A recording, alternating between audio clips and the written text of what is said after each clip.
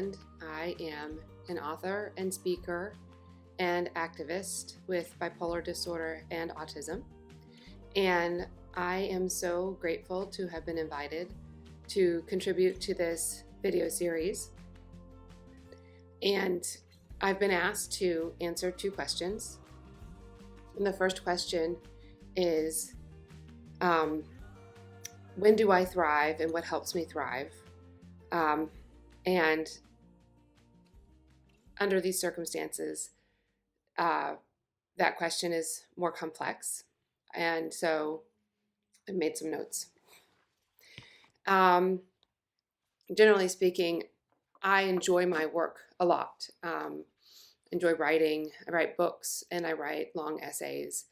But sustained work right now is very difficult.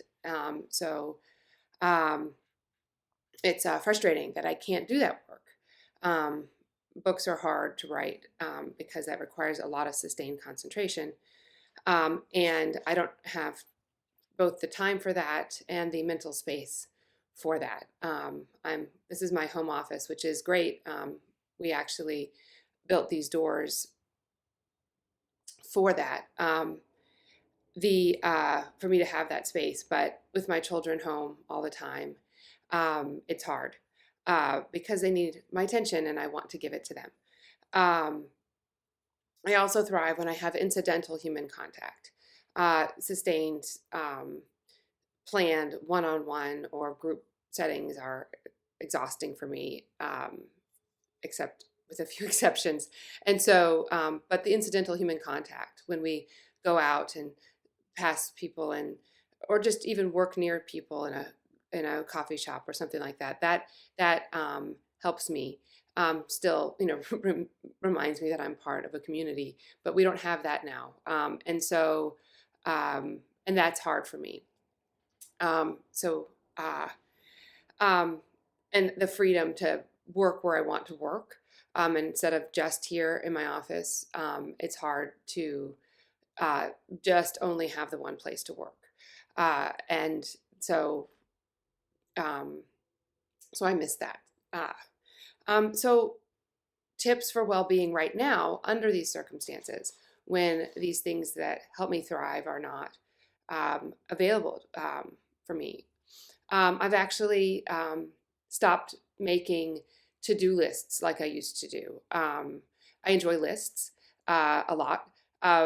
So I make to-do lists, but I keep them quite small.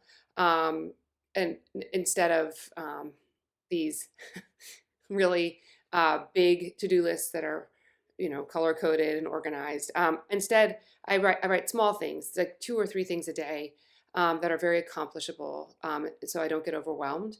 And then I keep a different list, a new kind of list, and it is a have done list. Here's the list of things that I did do today, so I don't feel like nothing has happened, because I was getting very frustrated that I would get to the end of the day and feel like I did nothing. So instead, I write this list, and then I get to the end of the day and I have a list of the things that I did do. And that has helped me a lot. And then I have been breaking projects into smaller projects. Now, this is a thing I've always done, but I'm breaking small projects into even smaller projects. So something that I would in the past, not under these circumstances of COVID-19, I'm breaking things that are already small into like really small. So into things that can be accomplished in 10-minute chunks or 20 at the most, because that is about the amount of time I have before I'm interrupted.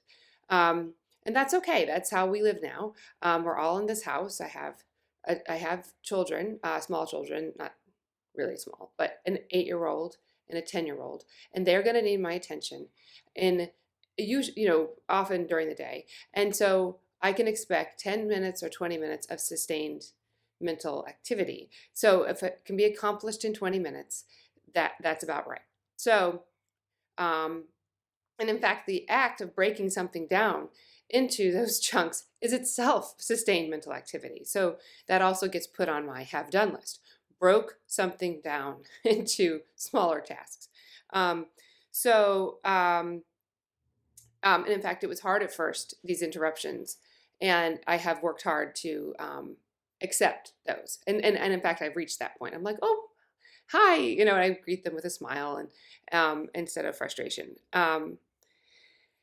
And the other thing I've done is I've made a shift in my parenting style. I've always given my children lots of freedom to explore their world, but now that we have more sustained time at home, I've given them um, it's I don't know if the word is freedom, but I've given them freedom to go into bigger projects, long sustained projects. So um, they'll go not necessarily outside alone because the social distancing rules, I have concerns that they'll understand those as well as they need to. But they, I will say, okay, go and create something, and I won't, like, I just let them go do something that is large and gigantic. I don't feel a need to check in as much as I used to, because I gave them some test runs and peeked in, but they have blossomed into these independent creators of things. And whether that is with computer coding or Lego or whatever. And, they make mistakes and they make messes, and it's okay. And this sustained time has allowed them to venture into things that they never had time to do before with the tighter schedules that school and activities created. And so this is something that we will take with us into the future because I am amazed by the things they have created with this sustained time to get into a project.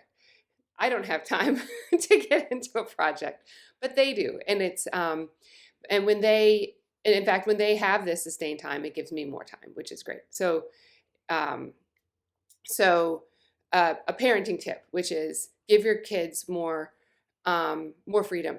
In fact, a longer longer arm or something like that. And of course, go easy on yourself, which is hard if you are someone who has goals that are big. Thank you.